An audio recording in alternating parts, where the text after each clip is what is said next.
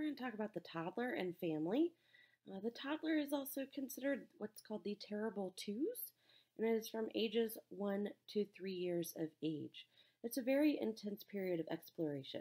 Now that they're mobile, they're all about getting into things, learning how things work, exploring. So it's that intense period of exploration. The toddler's physical growth. They typically will gain weight a little bit slower than compared to the infant. They'll gain about 5 to 6 pounds per year. Their height increases by about 5 inches per year, and it's primarily in their legs. So when we look at what their body appearance looks like, they have longer legs compared to the trunk of their body, and they have kind of this short, squatty kind of appearance, but most of their height increases in their legs. Their head circumference increases about 2 centimeters during the second year, compared to 12 centimeters during that first year. Their chest circumference exceeds their head circumference by 2 years of age. And again, like I was saying, that toddler appearance, they have this relatively squat and, for your blank, pot-bellied appearance because of that less developed abdominal musculature. And again, even though their legs are short, again, that height is still primarily, or that height increase is primarily in their legs. Their maturation of systems, again, they continue to develop over the course of that toddler year. Their respirations will slow some more, they'll slow slightly, and they do continue to be abdominal breathers, so really using a lot of that belly movement that you're going to see more so than the chest movement. So that rise and fall of the respirations, you're going to see a lot, very much in the abdominal region. Heart rate is usually between 90 and 110 beats per minute. Blood pressure will increase to about 99/64. That's just an average. Their brain develops to about 90% of the adult size. So still developing, but they're to about 90% of the adult size. Respiratory system. The lumens will start to enlarge progressively, which helps to decrease that threat of those lower respiratory infections that we talked about compared to the infant. Stomach capacity is now increasing to the point where the child can now have more set meal times, and they can have the 3 meals per day with snacks in between. And one of the big periods, or I shouldn't say big periods, but one of the big accomplishments in the toddler period is all about potty training, right? So they have voluntary control of elimination, talking about bowel and bladder. So sphincter control, that usually occurs around 18 to 24 months. 18 to 24 months. And then their immune system is maturing more. So their immune globulin and their IgM antibody production matures at 2 years of age. Getting into their milestones, we're going to first start with gross motor development. If you want to go back to the book, you can look at that table. I give you the big ones that I want you to know in your notes, but if you really want to look at the big table, there's a whole lot more there. But with gross motor development, their locomotion, their movement, that continues to develop. Remember we said by 1 year of age, they're starting to take their first steps. So again, that's going to continue. So locomotion for your blank is 12 to 13 months. And with the type of gait that they have is a very wide-based gait. We kind of call it little toddling toddlers. Again, wide-based gait, partly because, again, that abdominal musculature isn't as well developed. Coordination isn't quite there yet. They're starting to get better at it, but they tend to have a lot of falls too. So you'll see that. Run with frequent falls by 18 months. Again, that improved coordination, especially between 2 and 3 years of age. More so because they're able to walk up the stairs. Typically when they walk up the stairs, they're just doing it one step at a time, usually starting with the same foot going up the step each time. They have improved balance, and they're able to jump down from like a sofa or a chair, and then getting into just, again, that's more refined overall over the course of that toddler years between 1 and 3 years of age.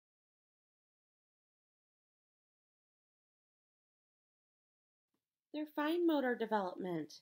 They're getting better with their fine motor development. They're able to put small pellets into small bottles. They'll scribble voluntarily at 15 months of age.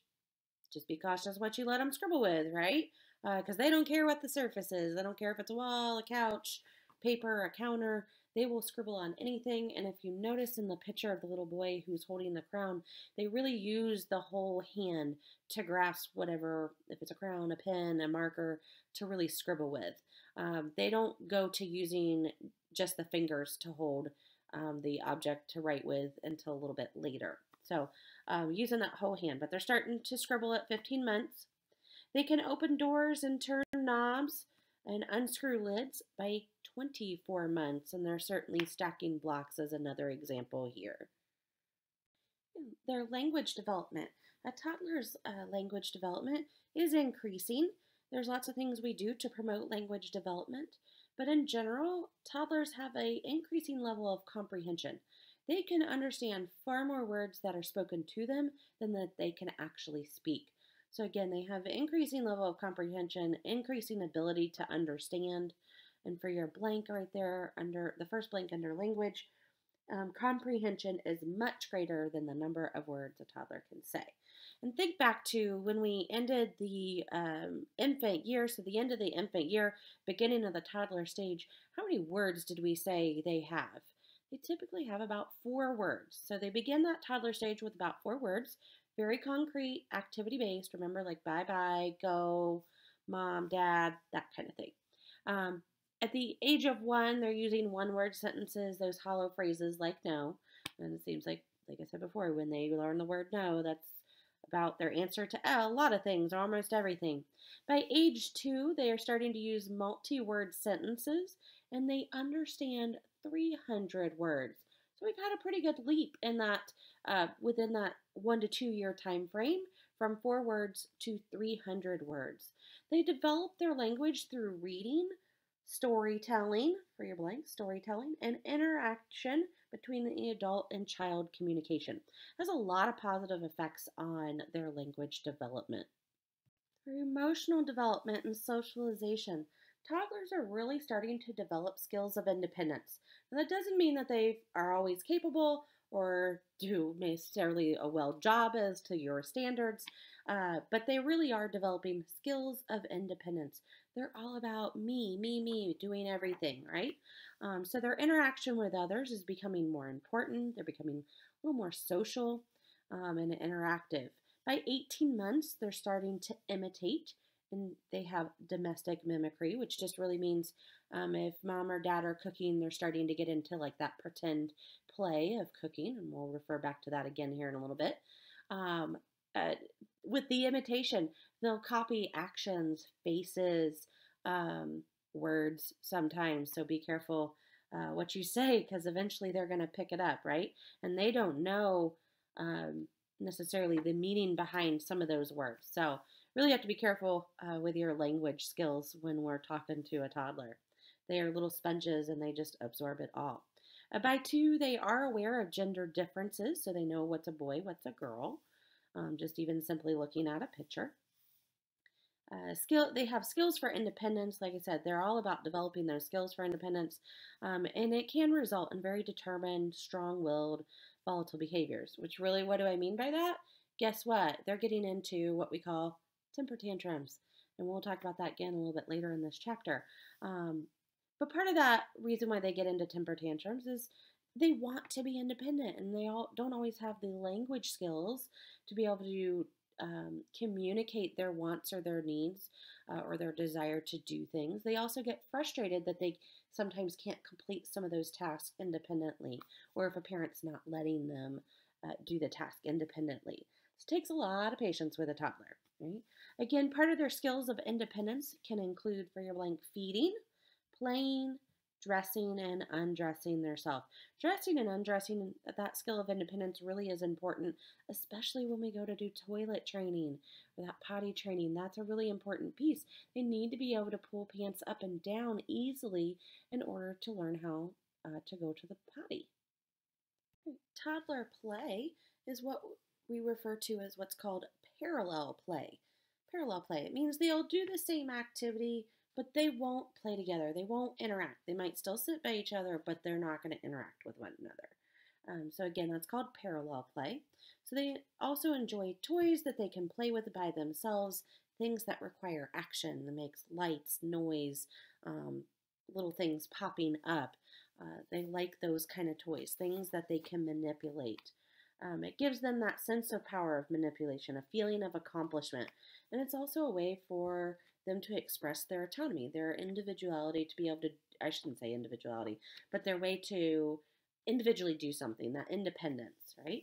So they like trucks that they can make go back and forth, squeaky toys, or like an example of a squeaky frog, rocking horses. They like toy telephones.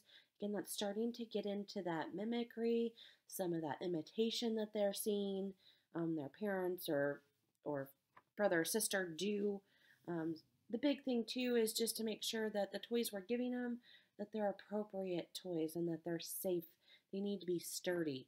Because guess what? A toddler's going to do with that toy. They're going to bang it, throw it, hit it on something because they want to see what they can do. What will it do when they bang it against the floor or something else, right? That's part of that sense of manipulation that they can do with that toy to figure out how it works and what it will do. So again, making sure that we select toys that are appropriate. There are some safety concerns that we need to be thinking about when we select toys. We really want to think about the safety of it.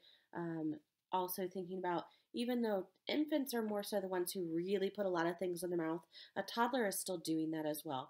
It will decrease over the toddler period, but they're still putting things, at least in the beginning, in their mouth. And then eventually they are learning that not everything should be going in your mouth, right? So in the beginning, they're really going to put those toys in your mouth. You want to make sure, again, it's not a choking hazard. So here's a nice example of what's appropriate versus what's inappropriate for a toddler. You want the appropriate toys. You want things that have large, chunky parts. So again, because they're banging them and they're manipulating them or throwing them, if they would something break off or fall apart, we want to make sure it's, again, not a choking hazard if they would put it in their mouth. So again, if those wheels came off that little Tonka truck, not a problem. It's not going to be something they can choke on. Where compared to the little Hot Wheels cars, if a wheel came off or a little piece came off, they put it in their mouth, they could easily choke on that. Again, same thing with like a doll baby that has the large pieces versus Barbie, who's got lots of accessories and little pieces that they can easily lose or certainly put in their mouth. So again, just thinking about the relation of the size of parts on the toy and the sturdiness of it. Again, I already got into the fact that they'll still put things in their mouth. So again, a risk for aspiration or ingesting that. Certainly it depends too what kind of paints are on them. Where are these toys coming from? In our country, there's a lot of laws, can't use lead-based paint. That may not be true in other countries. So again, thinking about where are these toys coming from? How are they manufactured? If you want more information, or certainly a place you could refer a family to, is Safe Kids Worldwide. It's got printable tips on toy safety. Again, I kind of mentioned this in the infant chapter about basically if anything could fit through like an empty roll of a toilet paper, it's really considered a choking hazard. It's just too small. So if it can safely pass through there, not a good thing to give them, because again, those items are going to end up in their mouth. Health maintenance for the toddler. They're still going for routine checkups, not as frequently compared to the infant, but we usually recommend routine checkups at 15, 18, and 24 months. We're still doing all the same things that we did during the infant years. We're doing those things as well in the toddler period. That continues. It's all about taking those measurements. So we start out at least year 2. We're now doing, we might still be doing length from 1 to 2 years of age. More than likely, that's what we're doing. We're doing weight for sure. We're still doing OFC, or that head circumference. And we can now actually start at the age of 2 incorporating BMI. And usually by age 2, we're switching over to doing height versus length. So again, getting those measurements, plotting them on those growth charts and looking at those. We're also screening their developmental milestones, making sure are they on target or if they're falling behind, that we're assessing those, or certainly doing things to intervene if there's a concern. So really looking at their growth and development. And of course, guess what? We're always doing teaching. Some of that teaching includes obviously on immunizations, but teaching about safety, nutrition, again, health promotion in general. It's kind of an all-encompassing area that we cover. Again, those immunizations, you do need to know the toddler immunization schedule. So they are listed there in your notes. Again, most of them are given at either the 12 or 15-month, and then there's just a couple that are at 18 months. But you do need to know your toddler immunization schedule. Moving on to promoting toddler safety. And in the next slide, you'll see it too, but I have that review of box 30.3, unintentional injury prevention measures for toddlers. You'll see in the next slide, it's kind of hard to read, but kind of what that box looks like in all the general categories, which I already have listed in your notes. Definitely go back and review that. Safety is a top priority, certainly in knowledge and knowing what we need to be teaching parents and caregivers about safety. Toddlers are prone to the same types of injuries as an infant. The big difference is now they're more mobile and they're all about exploring their environment and getting into things. Again, part of that independence and autonomy that they want, and they're all about exploring. So over the course of the next few slides are some just different pictures about safety.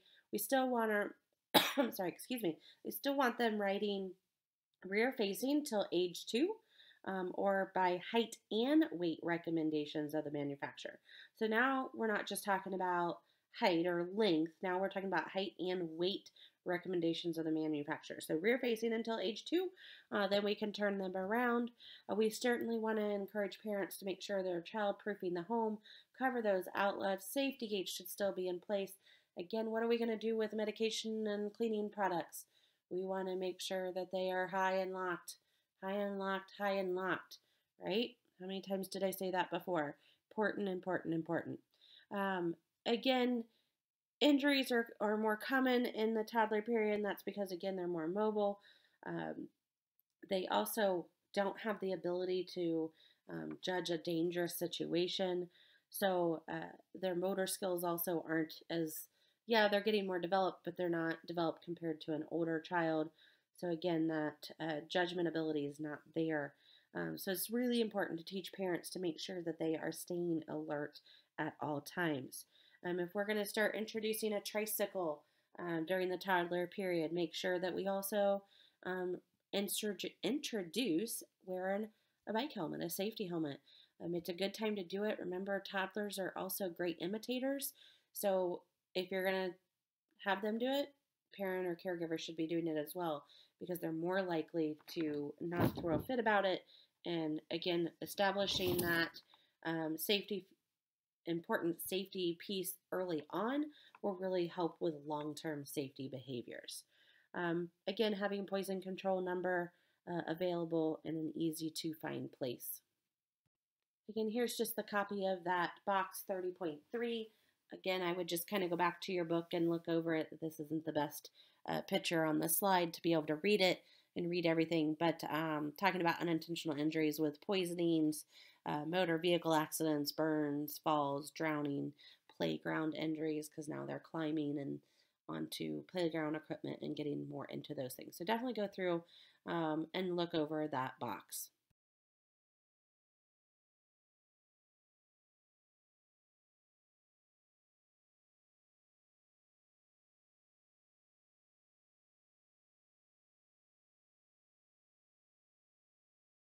What this slide is demonstrating is not on a real baby, obviously on a baby doll, but the previous slide, how those round like cups or any sort of hollow type cup covering, how easily that could fit over a toddler's face and cause suffocation or asphyxia type injuries.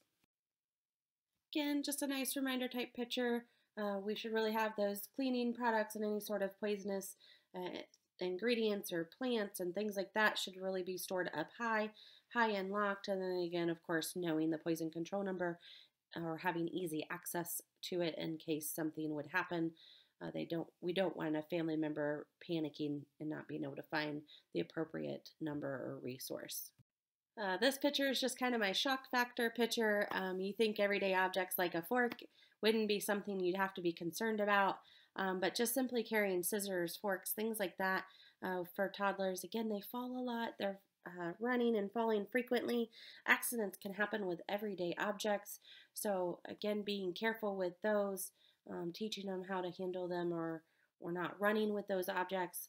Even if they're walking, again, things can happen. They can easily be caused, or I should say, cause a penetrating injury. And now here's our little guy. Fork's gone. He's a happy camper. It'll heal up, no problem. But again, just some safety things to think about. Being careful. Those toddlers, they get into a lot of different things. So having parents just simply be aware of where their toddler's into, where they're at, what's happening. Lead screening. We do start doing some lead screening during the toddler period.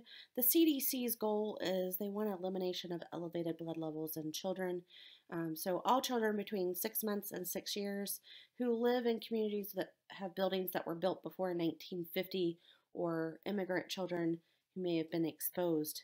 Those are the kids that we really want to get with screening, and we'll go into the recommended screening times in just a little bit. There's different sources of lead poisoning. They can be caused by eating or chewing or sucking on objects. So, if it's an older home that maybe was painted with lead paint, or think about maybe there's been like a family baby crib or a baby crib that has been passed down through the family, and maybe it was painted with lead paint. That was very common back then. So anytime a child would like chew or suck on those types of objects like windowsills, again, furniture, paint chips that were covered with lead-based paints, that's certainly one way that lead can be ingested. Again, thinking about toys, I kind of mentioned that just a little bit ago, but toys that are manufactured in other countries where those restrictions on lead-based paints aren't there, or they're certainly not enforced. So again, not just toys, but think about cribs maybe painted with a lead-based paint. Soil around an exterior house that had lead-based paint used at one time. Even though maybe the paint has been removed or it's been repainted, paint chips, it falls into the ground. Guess where that toddler is playing now? Outside, playing in the dirt and ground. And then, of course, food that may be grown in that can become contaminated.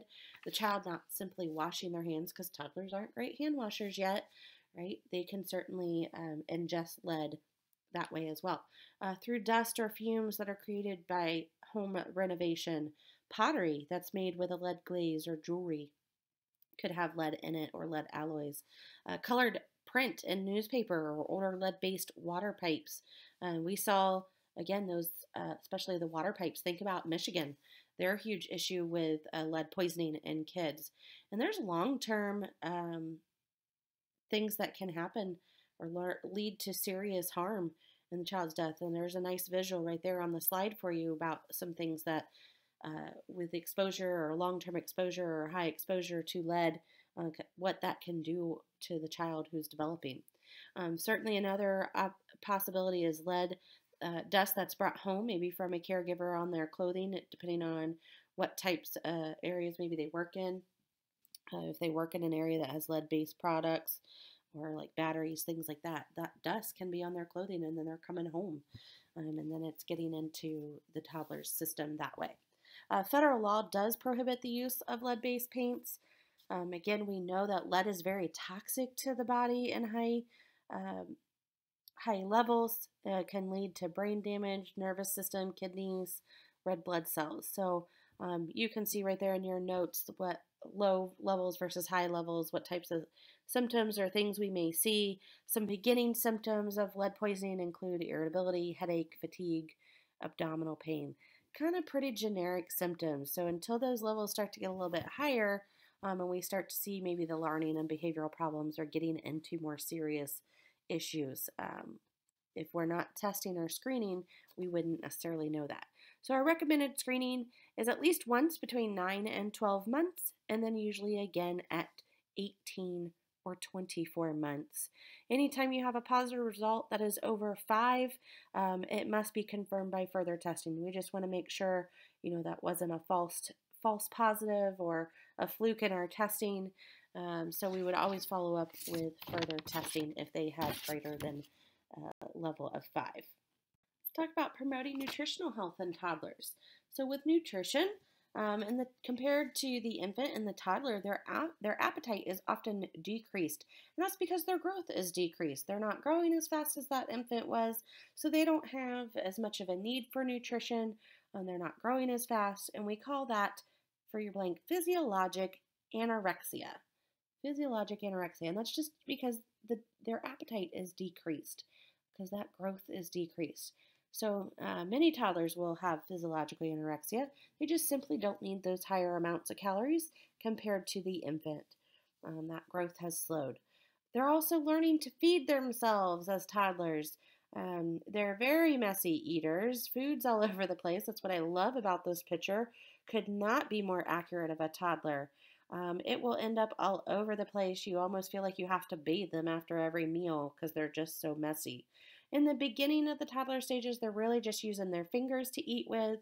Later on in the stage, they learn to use a spoon, but they're certainly not very good with it. That's why they end up spilling it a lot all over the place. Again, they're just super messy eaters. They're also using food, or I really should say, we're using food as a bargaining tool, sometimes to get them to make the choices we want. A prime example of this is potty training. How many parents out there, or one of the things that is often suggested with potty training is a positive reward system. It doesn't have to be with food, but it tends to be that's kind of what people will tend to do is I know when we went through potty training, we did M&Ms for a while, Skittles or something, jelly beans. We did jelly beans for a while because it was Easter time or springtime. So food becomes a bargaining tool to get them to make the choices we want. And I would say that's kind of our culture in general is we tend to use food as a bargaining tool. Oh, you did great on that test, or you got great grades this quarter. Let's go celebrate. Let's go get ice cream. Let's go out to dinner. Things like that, right? We use food as a bargaining tool. As well in toddlers, what you're going to see is something called ritualism for your blank. Ritualism, meaning they want the same cup, the same plate, the same fork at the same spot every meal. And if they don't have it, they don't want to eat, right? So they don't care that they just had it at lunch. You better have it clean for dinner, or you better have another set that looks exactly like it, right? So that's called ritualism, needing that same cup and dish, plate, spoon, or they just won't eat. They also tend to be very picky and fussy eaters, and they have strong taste preferences. Encourage still a variety of foods, but you also don't want to force it. You could actually end up creating more problems with getting them to try new things. Put it out there, put it on their plate, but don't force them to eat it. Right? So again, they're just picky, fussy eaters, and they'll often want the same thing over and over at for multiple days or multiple meals. Like they'll want a hot dog or they'll want chicken nuggets at every meal. They don't care that they just had it; they want it again. It's not going to be an issue. I mean, eventually they're going to change, right? I also have a picture in my office that says something about a toddler. Oh, today you love bananas, and then the next day they won't. So that's very common with a toddler. You just kind of have to roll with it. It's not worth getting upset and forcing them to eat something. It just usually doesn't end well. Whole milk is used up until age 2. So remember, at the age of 1, we're transitioning from breast milk or formula and switching over to whole milk. We'll do whole milk up until the age of 2. And then after 2 years of age, we can switch over to 2% milk. That whole milk and 2% is important for bone mineralization, but they're still growing. That bone growth is really important, so we want to make sure they're getting the appropriate amounts. A toddler's sleep and rest. Their total sleep decreases to about 8 hours per night by the end of the toddlerhood period. So 8 hours per sleep by the end of the toddler period. Most will, again, beginning the toddler period, they'll be still taking naps, but usually throughout that toddler period, they're starting to decrease those naps, or at least the consistency of taking those naps. So usually most will take one nap, and they may not nap after the age of 3. So if you've got a 3-year-old and they're still napping for you on a regular basis, hang on to it for as long as you can, right? So most take one nap, and then they may not nap after age 3, or it certainly isn't a consistent napping schedule every day after the age of 3. They tend to have trouble falling asleep. That's in response to their fears. They're more aware of separation from parents, and oftentimes, again, those fears that come up at night, they're scared of the dark, scared of, a monster under their bed or in their closet. Some things we can certainly do. You don't want to give in to that initial fear. but find practical ways of helping them deal with that fear. So whether it be a night light or taking a flashlight after the lights are out and shining, under the bed or in the closet and say, see, there's nothing really there. Or maybe letting them sleep with a flashlight, something to help calm their fear, but not completely giving into it. It's also really important for their sleep and their rest to establish a bedtime routine. Toddlers thrive on routine. They like that consistency. It's really helpful, and especially at bedtime, to have that bedtime routine. So whatever that looks like for the family, get a bath, put on the PJs, read a story, have some cuddle time, read a book, something to kind of like wind down, but be consistent about it, right? Inconsistency, toddlers really struggle with, and that tends to be where you start to get more of those outbursts and temper tantrums. What we also see is that during this period, they're learning how to climb out of their crib. They're getting big, right? They no longer need that crib, and we can switch them over to a toddler bed or an adult bed with protective side rails. I always like to use this picture. This is a picture of my daughter when she was a toddler. Prime example of what happens when your child gets out of bed. Um, at this time, I don't remember exactly how old she was. Got to be at least two. She might have been 2.5, somewhere in there. We knew she was getting too big for her crib, and we were needing to break it down. We just hadn't had the time to do it yet. Thought we were doing all the right things. We still had a monitor in her room and had safety gates up, so if she got out, we have a loft. She couldn't get down the stairs or certainly have any risk of falling and hurting herself. But Dad had gone to work early that morning. I was home sleeping. Never once heard her on the monitor. Thought I was smart and put toys in the loft for her to play with if she did get up and didn't come straight to me. Well, guess what? Prime example, toddlers like to explore and get into things. She found a craft box and proceeded to paint herself a pretty little picture on our rug. So using a fire engine red paint from a Christmas project, it is all over her pajamas, it's in her hair, it's all over our carpet. We have a nice permanent pink stain from where she was painting. So prime example of what happens when they start to get out of the crib. They're going to go exploring. So again, even though you might have safety perimeters in place, once they learn to get out of that crib, the big thing, we really want to break that down just for safety so they don't hurt themselves. And usually what's going to happen is eventually they're going to come to mom and dad's room when they figure out how to get out of that crib. But sometimes they get a little braver and start exploring their environment. So there's an example of what not to do. Let's just say that craft box got put up that afternoon, or not that afternoon, right away, so she could not get back into it again. And it didn't end well for either of us. We were both in tears. It just was not a pretty day. So take my example and don't do those things, or certainly teach a parent put those things up because they're going to get into them. Toddlers' dental health and their teeth. They're having more and more teeth erupt. They have about 8 new teeth erupt during that second year, and they'll have all 20 deciduous teeth present by 2.5, 3 years of age. AAP would be American Academy of Pediatrics. They recommend that every child have an oral health exam by 12 months of age and no later than 24 months. A little bit different than what, again, I had said in the infant. I think it's just really you're talking about two different associations, probably one being dental and one being American Academy of Pediatrics. Really what I want you to understand is by no later than 3 years of age, they need to be going to the dentist, getting those teeth checked out, trying to clean them, or certainly establishing that routine. Just like us, they go every 6 months to have their teeth checked and cleaned. And we want to make sure that we're doing good hygiene, because poor oral hygiene and poor dietary habits certainly are associated with those developmental dental caries and tooth decay. So again, we want to make sure now, again, we're using that soft bristled brush, but we want to make sure that when we're using the toothpaste that it's a fluoride-free toothpaste, so no fluoride toothpaste until over age 3, and that's because a toddler just doesn't understand how to spit the toothpaste out. So eventually that toothpaste, they're going to swallow some of it, and usually the level of fluoride that is in the toothpaste, like adult toothpaste, is just too high. So we want to make sure we're using a fluoride-free toothpaste in the toddler until they're at least 3 years of age. Then we can switch over to having a fluorinated toothpaste. We can certainly be doing fluoride supplements every uh, 6 months or at least once a year during those dental visits.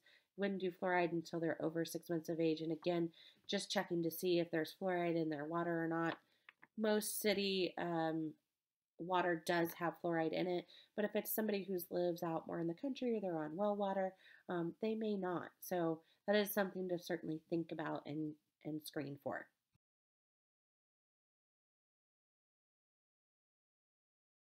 Right, moving into parental concerns that are associated with the toddler period, one of the big ones is potty training or toilet training. Like I said at the beginning of this chapter, toilet training, they must have the control of their rectal and their urethral sphincters by the time they've usually achieved that by the time they're walking very well. Again, we said that it usually occurs, I'm kind of jumping in your notes, right above the two little pictures of the little boy and little girl on the potty. That occurs around 18 to 24 months of age.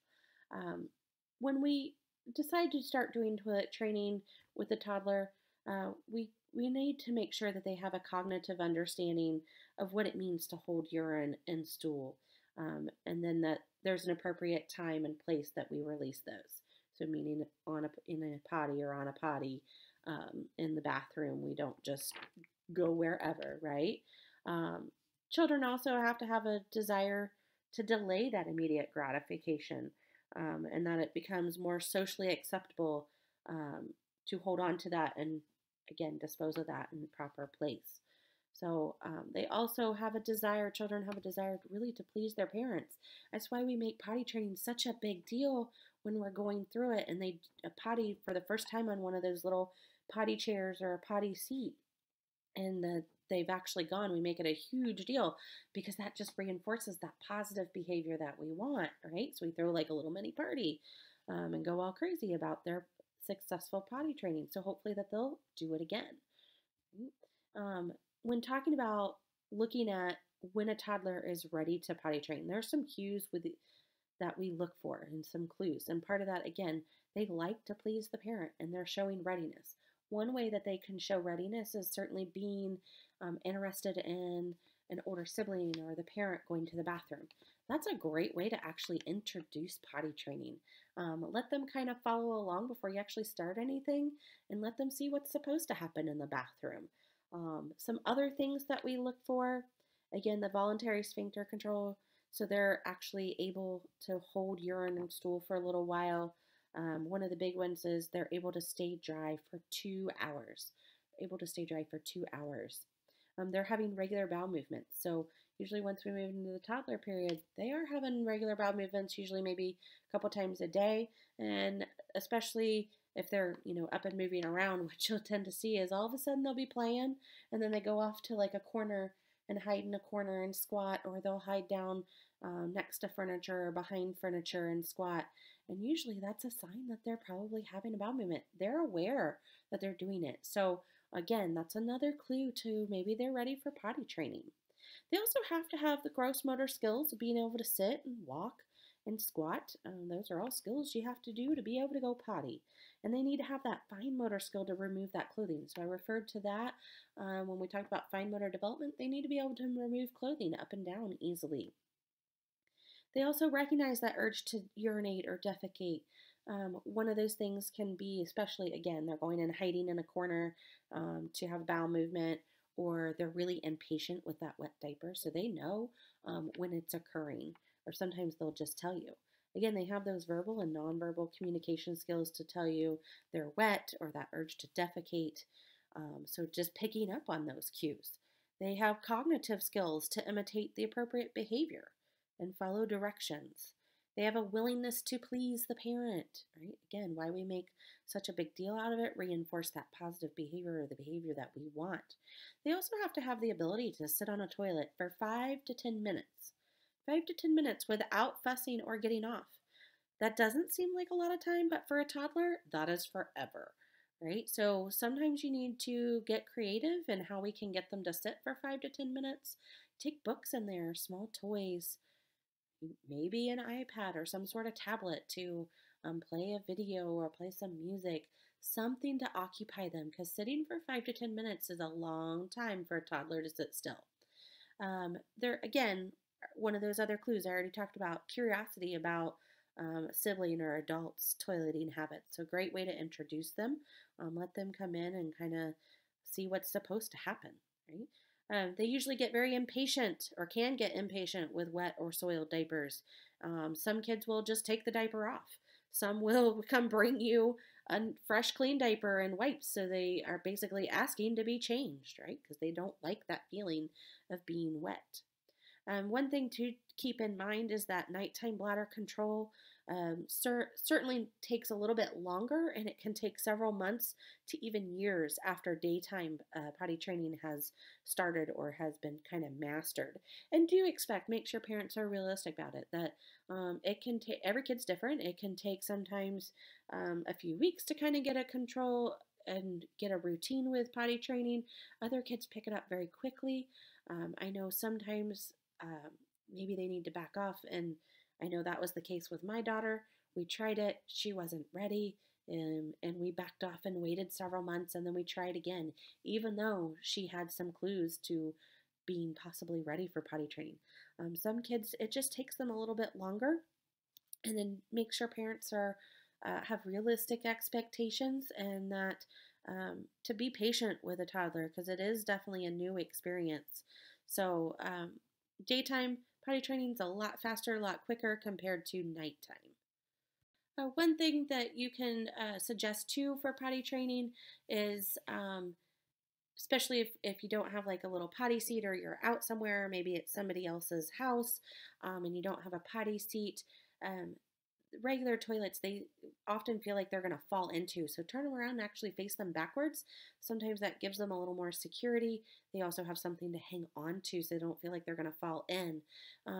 Potty chairs and potty seats are great ways too. They're just smaller. Again, they're not as intimidating. Easier to get on and off of too. I can tell you out at like restaurants and stores with those commercial toilets, those can be really loud and kind of scary for a toddler who's just learning to potty train because with how loud they sometimes toddlers feel like they might get sucked down and that's scary to them. So again, looking at different alternatives, this is just one suggestion of something a parent could do. In the next slide, there's additional tips and tricks, or I should say really tips to potty training for a parent.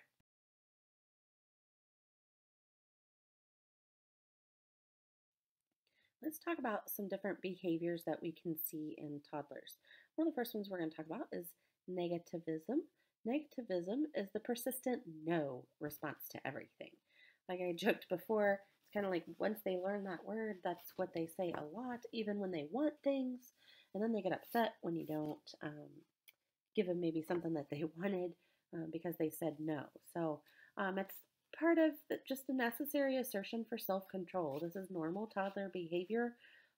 They're learning to test their limits, to gain understanding, learning how to modify their behavior to fit in with the expectations of the family or society.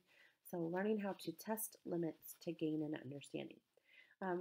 One of the ways that you can avoid getting that no response, or parents can avoid getting that no response all the time, limit the number of questions or choices that a toddler is given. Don't keep it so open-ended. That's too broad for a toddler. They don't have the cognitive processes to understand that. Those aren't developed or well developed yet. So just simply, instead of saying, what do you want to do or what do you want to eat, give them a choice. Do you want this snack or this snack? And that's it, right? So then they have a choice between two things. So limit again those number of questions or the choices a toddler has. It doesn't say that it works 100% of the time, but it can certainly help eliminate some of those no's that you constantly get. Discipline in the toddler. That is defined as having set rules so the child knows what to expect.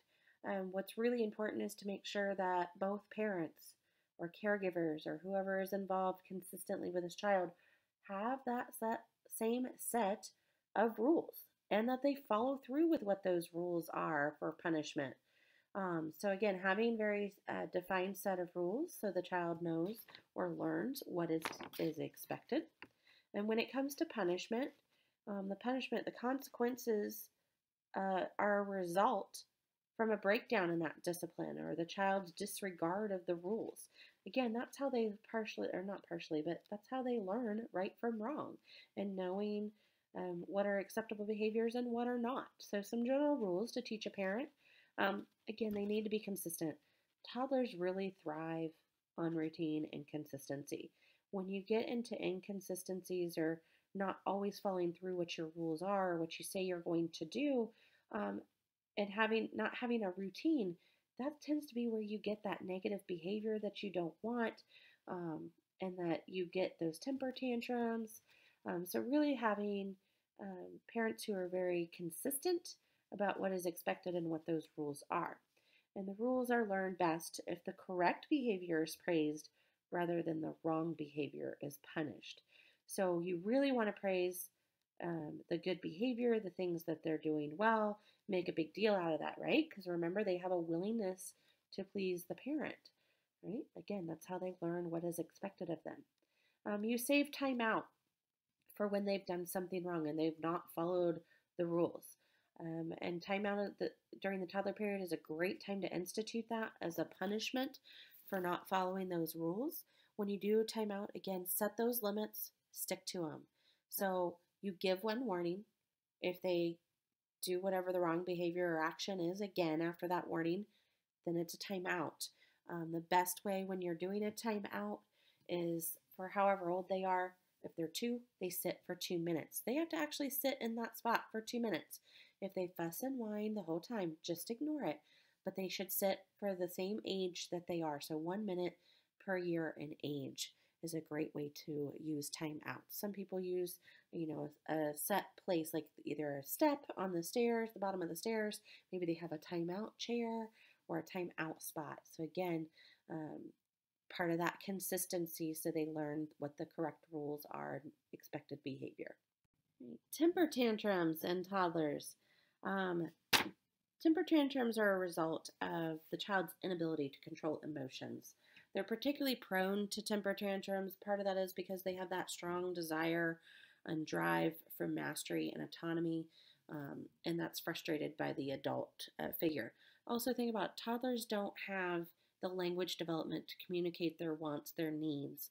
And again, they don't always have the skills to do some of these things independently, but they have that strong desire and mastery to do them.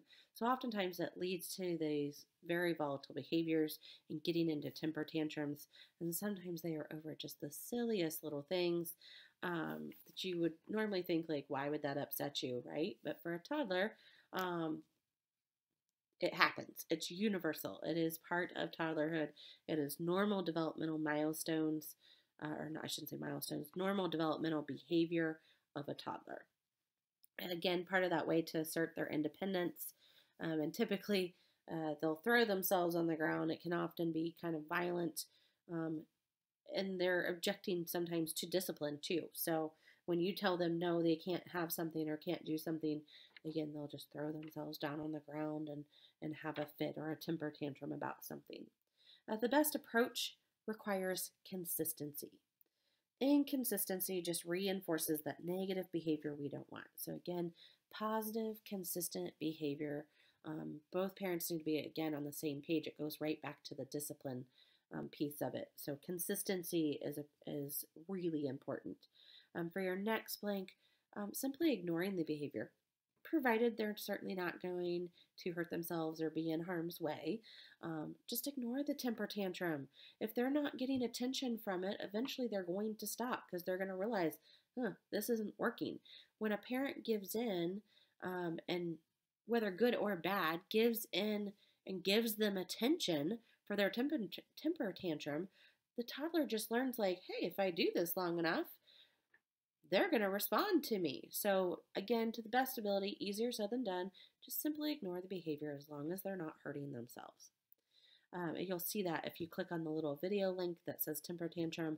There's a little guy who throws himself on the ground, crying, upset about something, and mom just walks away. And as soon as she's out of sight from him, he kind of calms down, but he gets up and he goes and looks for her. And then as soon as he sees her, throws himself on the ground. So it's a fun, cute little video just to a mild temper tantrum. There's certainly far worse ones out there. You've probably been out in the stores, have maybe even seen some, or have been through it with your own kids if you have children. They're so much fun. The big thing too is when they're having a temper tantrum, you still, as a parent or a caregiver, want to be present to help provide kind of a feeling of control and security, especially once that child's temper tantrum is over. Just simply going over and kind of giving them a hug or holding them to help them kind of calm down and gain control again. Also, some other things to help with dealing with temper tantrums or maybe avoiding them. Ways to handle temper tantrums, offer options instead of an all or none. Again, that goes right back to some of that discipline or the negativism that I was talking about, is just simply giving them a choice. Do you want this or this snack? Right? And don't do an all or none. Pick your battles really carefully. That is so true. Some things just aren't worth it. Maybe the fact that they want a particular outfit or a shirt on, and a parent doesn't, they don't really feel like that's acceptable to wear, maybe out to the store or wherever they're going. Guess what? Who cares? It probably bothers you more than it will bother anyone else. If they want to wear that cape or that superhero outfit or costume, let them. Let them wear it. It's really not worth the fight in getting into a temper tantrum with the toddler. It's just going to end up being more upsetting. Everybody else is going to go, oh, they're so cute. They're not going to care that they have a mismatched outfit or a costume on. Again, pick those battles carefully. Some things just aren't worth it. Again, giving that comfort once the child is done with their temper tantrum to help them control those emotions. The big thing too is just not giving in to their original request. So if they were asking for a cookie and you told them they can't have a cookie for a snack, don't just turn around to give them a cookie to make them happy. That reinforces that negative behavior you don't want. So don't give in to the original request. You also want to praise the child for positive behavior. Right? So praising them for those good things that they do and following instructions or helping you with something that you've asked. Praise them for that, because again, remember, kids really thrive on that praise, and they very much want to please the parent. So again, goes right along with what we've talked about before. You can also review the box 30.7 about managing toddler temper tantrums as another place for tips and ideas about how to handle those.